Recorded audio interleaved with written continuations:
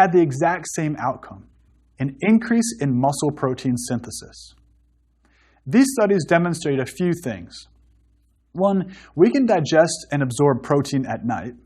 And two, we can actually increase muscle protein synthesis while sleeping. Until this point, though, the studies had not been long enough to show that the increase in muscle protein synthesis would actually lead to more muscle mass or better body composition. But it certainly looked like it would. So, in a follow-up study from Professor Van Loon's group, they examined whether acute changes in muscle protein synthesis could translate to changes in muscle size and strength with long-term protein intake before bed, combined with resistance training. They had all the research subjects complete resistance exercise for 12 weeks. At the same time, they gave one group a protein and carbohydrate drink made of 28 grams of casein and 15 grams of carbs every night before sleep. The other group got a no-calorie placebo. During the 12-week training, the group consuming the protein and carbohydrate drink appeared to have greater increases in muscle fiber size and maximal strength than the group getting no calories, protein, or carbohydrates before bed. This study was able to show true improvements in body composition when protein was consumed at night during a 12-week resistance exercise program. We must consider that protein intake was not matched, though, between groups. But this does show us that specifically eating protein at night before bed can increase muscle mass in the long term. Now that we know casein protein before bed is beneficial for muscle growth, you might be wondering if there are any other benefits from consuming casein at night. If so, how do these benefits compare to whey protein and even carbohydrates? Fortunately, work from my lab answers a few of these questions. We found that providing casein, whey, or carbohydrates within 30 minutes of going to bed led to greater resting energy expenditure, so burning more calories, in physically active men the next morning, compared to a lower resting energy expenditure when the men were given a placebo the night before bed. We also found that burning fat was better when fit young men drank either a placebo or a casein protein shake compared to when they were given whey protein or carbohydrates. This shows me that the subjects who drank a placebo, which had no calories, and drinking about 150 calories of casein protein, both responded with a nice fat oxidation or fat burning response. A better response than drinking whey protein or carbohydrates. And taken together, this information tells us that if you are an active individual or athlete, consuming something before bed is better than going to bed on an empty stomach if you want to maximize your calorie burning potential. It also suggests that casein may be better than whey, as casein seems to increase muscle growth overnight and may promote greater fat utilization. So, drinking small amounts of protein before bed seem to be beneficial for active people. But what about for overweight and obese people? Remember, the main reason to avoid nighttime eating was because we were told that it would make us store calories rather than burn them, that is, gain fat. But is this the case when you eat specifically after dinner and before sleep, and you only eat a small portion? To answer this, researchers provided small, low-calorie protein and carbohydrate snacks in the form of cereal and milk to overweight and obese people 90 minutes after dinner. This was opposed to the typical high-calorie, high-fat meals these people were used to eating at night. They did this every day for 4 weeks straight.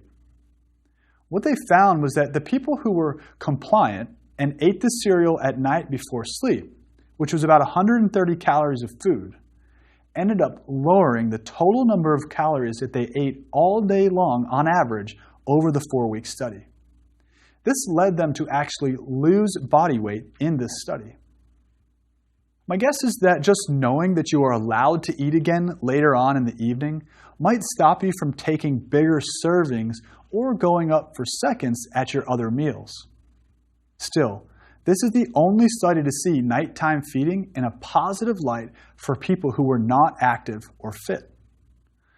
Well, we wondered what would happen if nighttime snack was a low-calorie protein beverage, 150 to 160 calories, instead of the protein plus carbohydrate cereal snack. Would appetite change? Would body composition improve? Well, were there any health changes that might come up? What about any cardiometabolic issues or benefits associated with consuming protein or other foods before bed? We looked into this and gave one of 3 beverages, casein protein, whey protein, or a carbohydrate drink to overweight and obese people within 30 minutes of going to bed. We found that the research participants ended up feeling fuller and had less desire to eat the next morning, regardless of what they consumed, protein or carbs. It didn't matter. There was no difference between them. Our first thought was that this might be beneficial in terms of reducing total calorie intake the next day, similar to the cereal study I just mentioned. But because the study was only one night long, and we didn't measure how much food they ate for breakfast, or if they ate less overall as a result of nighttime eating, we don't really know if pre-sleep snacks had any impact on total calorie intake. They simply reported feeling more full and had less desire to eat. And unfortunately, we also found that all groups, regardless of what they consumed, had higher insulin levels the next morning compared to normal. This was not an ideal finding because we know that obesity is already associated with insulin resistance or lowered ability to use insulin that is produced. So we weren't pleased that their insulin levels were higher. Well, what's the obvious solution to this problem? Exercise. You are all well aware that exercise training increases insulin sensitivity. So doesn't it make sense that adding daily exercise over a long period may stop or reverse this acute insulin resistance associated with eating before bed in overweight and obese people? Well, that is exactly what we found. When we carried out nighttime feeding of protein or carbohydrates before bed with our subjects for 4 weeks straight and included 3 days per week of exercise training, insulin levels did not change from baseline. So that solved the problem. Subjects could have their bedtime snack, could feel fuller, an advantage when you're trying to lower calorie intake, and with added exercise, their insulin levels remained stable. We are also able to show that the group consuming the casein beverage felt fuller at the end of the 4 weeks compared to the group consuming whey and carbohydrates. Looks like a possible advantage to casein protein from this study. But you must be wondering if there were any changes in body composition with the addition of exercise. Did the protein groups have a better outcome? Well, we did show slight decreases in body fat and slight increases in lean mass in all groups, while body weight stayed the same. This should ring some bells. There was no change in body weight, but body composition was ever so slightly better. We also noticed that metabolic rate was increased for the protein groups, but decreased for the carbohydrate group. Now, this was not large enough to be considered statistically significant, but the magnitude of change was interesting to us. Because all the groups improved body composition, regardless of what they ate before bed, we know that it was the exercise that was most important in body composition change, and not necessarily the impact of before bed protein on appetite.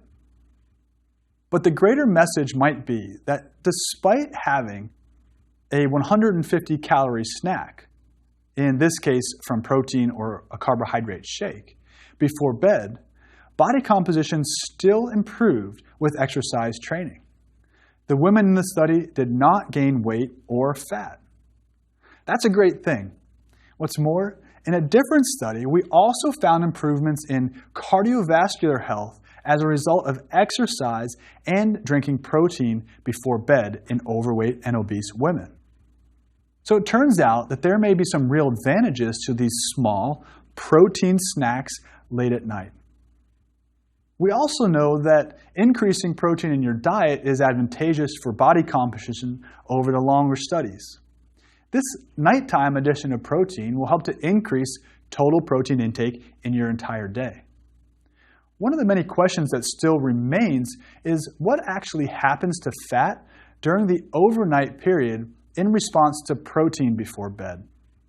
Well, my lab just finished up a study looking at how casein before bed influences overnight lipolysis, or fat breakdown and mobilization in belly fat.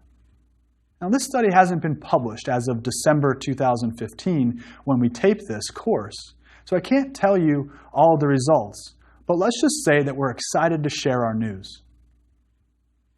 What I want you to understand is that the broad statement like don't eat after 7 p.m. is outdated and based upon research that may not even apply to people like you. It turns out that large meals that are very high in calories and eaten late at night don't seem to be tolerated as well as the same meal eaten earlier in the day. But you now know about all of the emerging research that is beginning to tell a clear story. And the story is that small, protein-type beverages consumed before sleep may have a number of advantages, particularly when paired with dynamic exercise training. Things like improved muscle protein synthesis, increased muscle mass, increased strength, increased metabolism, and reduced desire to eat. There's no need to fear eating at night, but the right choices need to be made to ward off fat gain and weight gain.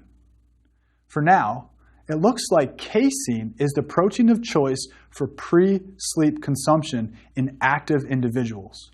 And not that much, only 150 calories. So try this. If you're hungry at night before sleep, try having a small protein beverage or protein food.